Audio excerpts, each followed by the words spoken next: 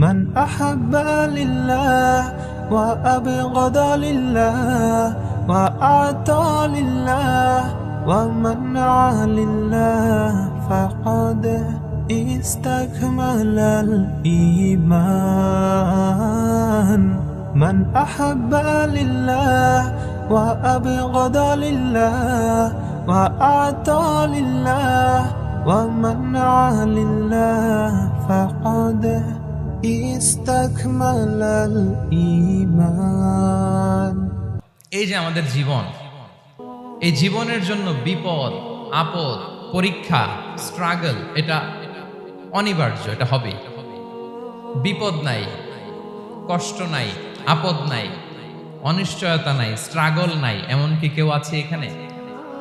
কেউ কি হাত তুলে বলতে পারবেন যে হুজুর আমার জীবনে কোনো বিপদ নাই, অথবা আমার জীবনে কোনো দুঃখ নাই, কষ্ট নাই, কোনো স্ট্রাগল নাই, কোনো রিস্ক নাই? এরকম সৌভাগ্যবান কেউ আছেন এখানে? তাহলে জীবনের জন্য পরীক্ষা এটা অনস্বীকার্য, হবেই হবে পরীক্ষা। পৃথিবীর জীবনটাই এমন, এভাবেই এই লাইফকে ডিজাইন করা হয়েছে। পরীক্ষা থাকবে, এখানে বিপদ থাকবে, এগুলো উত্তীর্ণ হয়ে আপনাকে যেতে হবে। চির সুখ চির শান্তি এটাই পৃথিবীতে হয় না। চির সুখ এবং চির শান্তির জায়গা হচ্ছে জান্নাত। চির সুখ এবং চির শান্তি কোথায়? এটা জান্নাতের বৈশিষ্ট্য। চির সুখ চির শান্তি, টেনশন নাই, ঝামেলা নাই, পরীক্ষা নাই, বিপদ নাই, রিস্ক নাই, স্ট্রাগল নাই। এটা হচ্ছে দ্য ফিচার্স অফ জান্নাত, জান্নাতের ফিচার। কিন্তু সমস্যা বাদে তখন যখন জান্নাতের ফিচার আমরা দুনিয়ায় খুঁজি। যেটা পাবো আমরা জান্নাতে, এটা খুঁজি কোথায়? এই তখনই সমস্যা বাদে। And this is the main problem. এটাই বড় সমস্যা। এই সমস্যার সমাধান কোথায়, এটা নিয়ে আজকে আমি কিছু কথা অ্যাড্রেস করবো ইনশাআল্লাহ। তো তাহলে আসুন শুনি জান্নাতের ফিচার কি। জান্নাতের কমন একটা ফিচার হচ্ছে জান্নাতে there will be no sickness in paradise. জান্নাতে কোনো অসুস্থতা থাকবে না, চিরসুস্থ। সুবহানাল্লাহ পড়ে। চিরসুস্থ চির সবল, কেউ অসুস্থ হবে না জান্নাতে। জান্নাত হবে অ্যান্টি এইজিং, জান্নাতে বয়স বাড়বে না কারো। চির যৌবনা, চির যুবক, অ্যান্টি এজিং। আপনারা জানেন যে বর্তমান পৃথিবীতে অ্যান্টি এজিং ক্রিম পাওয়া যায় না? ক্রিম, কথা বুঝতেছেন? অ্যান্টি এজিং ক্রিম পাওয়া যায়। তারা বলে এই ক্রিম মাখলে চামড়ায় ভাঁজ পড়ে না। এটার দাম আছে কিন্তু অনেক। অ্যান্টি এজিং ক্রিম লাগায়, শ্যাম্পু ইউজ করে, অ্যান্টি এজিং অয়েল আছে, এটা দিলে নাকি চামড়ায় ভাঁজ পড়ে না। ইভেন ভারতের অনেক বড় একজন ব্যবসায়ী মুকেশ আম্বানি, নাম শুনছেন না? যে তার ছেলের বিয়ে হয়ে গেল। তো এই মুকেশ আম্বানির স্ত্রী নীতা আম্বানি, সে কিছুদিন আগে এক বটল গোল্ড ওয়াটার খেয়েছে, gold water, and it's cost $60,000। $60,000 দাম এক বোতল গোল্ড ওয়াটারের। কেন? ফর অ্যান্টি এজিং, যাতে বয়সের ছাপ গালে না থাকে। এখন বলেন, এভাবে কি আমাদের বয়সকে ধরে রাখা সম্ভব এই পৃথিবীতে? সম্ভব না, কারণ এই ফিচারটা দুনিয়ার ফিচার না, এটা জান্নাতের ফিচার। সুবহানাল্লাহ পড়ে। তাহলে জান্নাতে কেউ অসুস্থ হবে না। জান্নাত হবে চির যৌবন, চির যৌবনা। ওখানে আমরা যুবক থাকবো, প্রত্যেকে 33 বছরের যুবক যুবতী হয়ে জান্নাতে ঢুকবো। বিষ্ণু ইসলাম বলেন, আহলুল জান্নাতি জুরদা ওয়া মুরদা ওয়া আবনাউ সালাসিন ওয়া সালাসিন। জান্নাতে যারা যাবে শুভ্র দাড়িবিহীন, প্রত্যেকে হবে 33 বছর বয়সের। ওই যে 33 বছর বয়সে একবার ঢুকলেন, আর বয়স বাড়বে না, ওইটাই চিরকাল ওই বয়স পাবেন। জান্নাতের আরেকটা ফিচার হচ্ছে নো ফ্রাস্ট্রেশন, কোনো চিন্তা নাই, দুশ্চিন্তা নাই, হাইপার টেনশন নাই, সজীব প্রাণবন্ত। সুবহানাল্লাহ। জান্নাতের আরেকটা ফিচার হচ্ছে there is no expiry date in জান্নাত। এক্সপায়ারি ডেট আছে? জান্নাতে যে ঢুকবো 7 দিনের জন্য চেক ইন, নাকি? চেক ইন কয় দিনের জন্য? 7 দিন, 10 দিন পরে চেক আউট করে ফেলবে, এরকম? নো এক্সপায়ারি ডেট, আজীবন। একবার এন্ট্রি পেলে বের হওয়ার টেনশন নাই। আল্লাহু আকবার। তাহলে no expiry date, rather it's eternal. আজীবন থাকবেন, খালিদিনা ফিহা, চিরকাল থাকবেন। এবং জান্নাতের সবচাইতে গুরুত্বপূর্ণ ফিচার হচ্ছে there will be no death in জান্নাত। জান্নাতে আপনার আর মৃত্যু হবে না, মৃত্যুর বিদায় হবে। তার মানে আপনি অমর হবেন। তাহলে আপনি চির সুস্থ, চির সবল হবেন জান্নাতে, চির যুবক থাকবেন, প্রাণবন্ত থাকবেন, আপনি অমর হবেন, আপনি জান্নাতে মরবেন না। জান্নাতীরা যখন জান্নাতে যাবে, ফেরেশতারা ডেকে বলবে, ইয়া আহলাল জান্নাতি ইন্না লাকুম আন তাসিহু ফালা তাসকামু আবাদা। জান্নাতীরা চিরকাল সুস্থ থাকবা, অসুস্থ হবা না।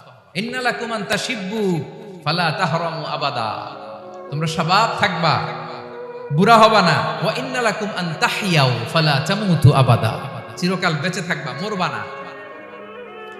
এবং সেদিন জান্নাতে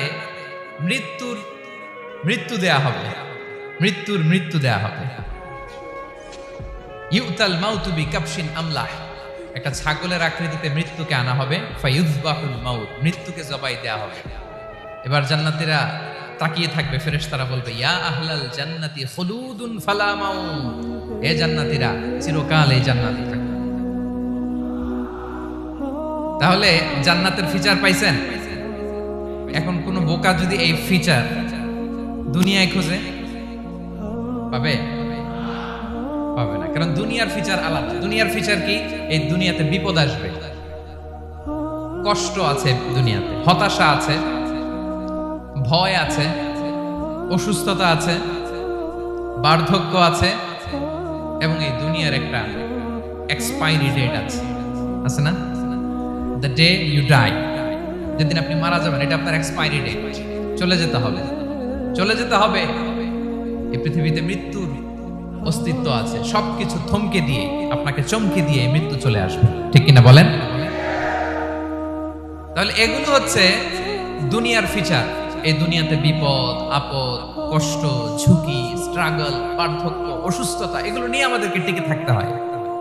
এটা দুনিয়ার ফিচার, মিলাই ফেললে হবে না। জান্নাতের ফিচার একটা, দুনিয়ার ফিচার আরেকটা। দুনিয়াতে কষ্ট থাকবে, বিপদ আপদ থাকবে। এই দুনিয়ার ফিচারটা আল্লাহ তাআলা কোরআনের একটা আয়াতে খুব চমৎকার ভাবে উল্লেখ করেছেন। সেটা দিয়েই আমি আলোচনা শুরু করেছি। আল্লাহ তাআলা ইরশাদ করছেন, ওয়ালা নাবলুওয়ান্নাকুম বিশাইইম মিনাল খাউফি ওয়াল জু'i ওয়া নাকসিম মিনাল আমওয়ালি ওয়াল আনফুসি ওয়াস সামারাত ওয়া বাশশিরিস সাবিরিন। আল্লাহ তাআলা বলছেন, অবশ্যই অবশ্যই আমি তোমাদেরকে পরীক্ষা করব, ভয় দিয়ে, ক্ষুধা দিয়ে, সম্পদের ঘাটতি দিয়ে, আতঙ্ক দিয়ে, প্রাণনাশ দিয়ে, ফল ফসলের হানি দিয়ে পরীক্ষা করবে। কিন্তু এই পরীক্ষায় যারা উত্তীর্ণ হবে, যারা সবর ইখতিয়ার করবে, ওয়াবাশশিরিস সাবিরিন, ধৈর্যশীলদের জন্যই হচ্ছে সুসংবাদ। আলহামদুলিল্লাহ পড়ে। তাহলে সম্মানিত সুধী, আমরা বুঝতে পারলাম এই পৃথিবীর ফিচার হচ্ছে এখানে বিপদ থাকবে, বিপদ ছাড়া কেউ থাকবে না। স্ট্রাগল থাকবে, কষ্ট থাকবে, ঝুঁকি থাকবে, রিস্ক থাকবে, এবং নানা ধরনের বিপদ আপদ দিয়ে আল্লাহ তাআলা আমাদেরকে পরীক্ষা করবেন। এটা মাস্ট, এটা আমাদের মাইন্ডসেটে নিয়ে নিতে হবে। মাইন্ডসেটে এটা ক্লিয়ার থাকতে হবে। চিরসুখ চির শান্তি এই দুনিয়াতে মিলবে, কোথায় মিলবে তাহলে? এটা তাহলে বিপদ আসবেই, আপদ আসবেই, পরীক্ষা থাকবেই আমাদের জীবনে। তবে ইন্টারেস্টিংলি মজার বিষয় হচ্ছে পরীক্ষাটা এক একজনের এক এক রকম। পুরো পৃথিবীটা একটা পরীক্ষা ক্ষেত্র, কিন্তু কারো প্রশ্নপত্রের সাথে কারো প্রশ্নপত্রের কোনো মিল নাই। সুবহানাল্লাহ। আমার পরীক্ষা একরকম, আপনার পরীক্ষা আরেক রকম, ওই ভাইয়ের পরীক্ষা আরেক রকম, ওনারটা আরেক রকম। সবাই পরীক্ষার্থী, সবাই পরীক্ষার্থী, কিন্তু কারো প্রশ্নপত্রের সাথে কারো প্রশ্নপত্রের কোনো মিল নাই।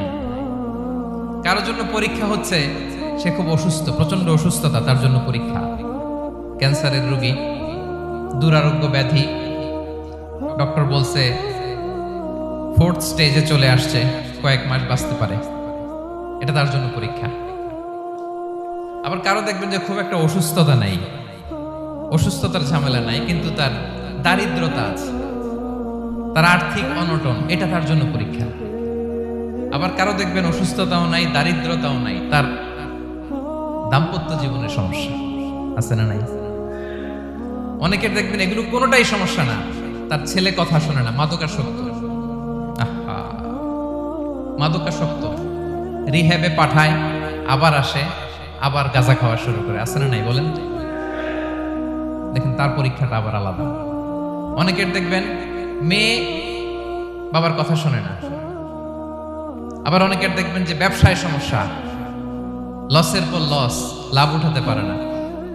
তাহলে পরীক্ষা ছাড়া, বিপদ আপদ ছাড়া দুনিয়াতে কেউ নাই, কেউ নাই প্রিয় ভাইরা।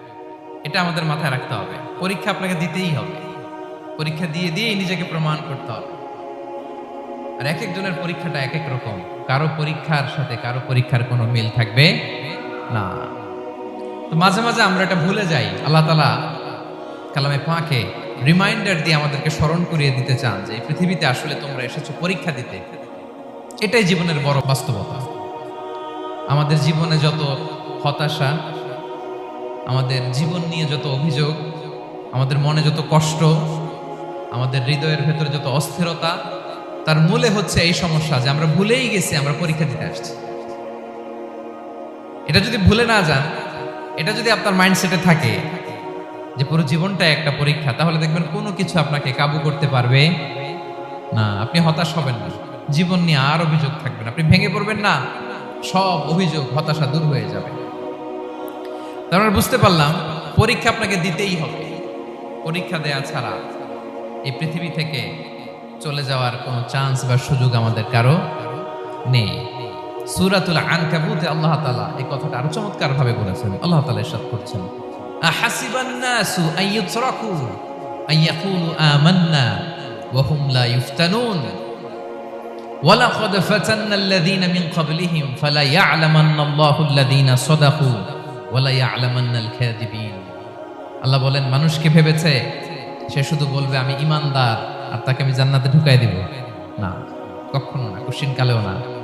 বরং পূর্ববর্তীকালে যারা পৃথিবীতে এসেছিল তাদেরকে আমি পরীক্ষা নিয়েছি, পরীক্ষা করেছি, এবং তাকেও ঈমানের প্রশ্নে সে সত্যবাদী না মিথ্যাবাদী পরীক্ষা দিয়ে দিয়ে নিজেকে প্রমাণ করতে হবে। ঠিক কিনা বলেন? পরীক্ষা দিয়ে আপনাকে প্রমাণ করতে হবে।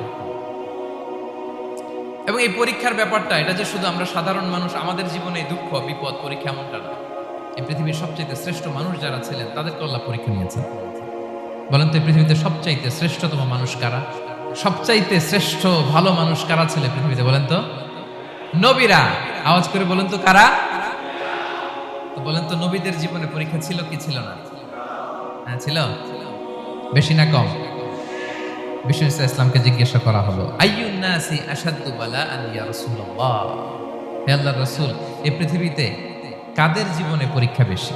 বিষ্ণু ইসলাম বললেন, আল আম্বিয়া, নবীদের জীবনে। আল আম্বিয়া সুম্মাল আমসাল ফাল আমসাল, সবচাইতে জীবনে পরীক্ষার সম্মুখীন সবচাইতে বেশি হয়েছেন নবীরা।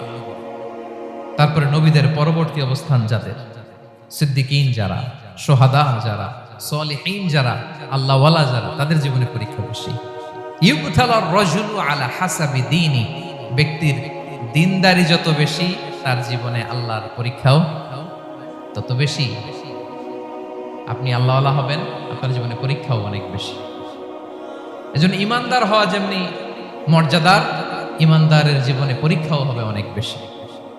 এবং পরীক্ষা যত বড়, খেয়াল রাখতে হবে, মন খারাপ করার কোনো সুযোগ নেই। পরীক্ষা যার জীবনে যত বড়, সেটাতে সফল হতে পারলে ওটার প্রতিদানও বড়।